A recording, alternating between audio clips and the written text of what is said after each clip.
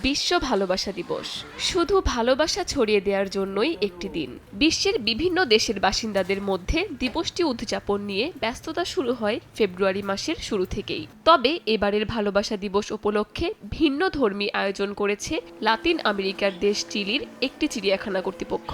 দিবসটি উপলক্ষে চিড়িয়াখানার প্রাণীদের দেয়া হয় বিশেষ খাবার। এসব খাবারের ধরনেও ছিল ভিন্নতার ছোঁয়া। প্রাণীর নিজস্ব বৈশিষ্ট্যের সঙ্গে মিল রেখে প্রস্তুত করা হয়েছিল খাবার। যেমন সিংহদের জন্য ছিল রক্তের তৈরি পপসিকল ও জিরাফদের জন্য ছিল আপেল। হার্ট শেপড এসব খাবার দেখতেও ছিল মনোমুগ্ধকর। কর্তৃপক্ষ জানায় এ আয়োজনের অন্যতম উদ্দেশ্য প্রাণীদের স্বাভাবিক আচরণ উদ্দীপ্ত করা।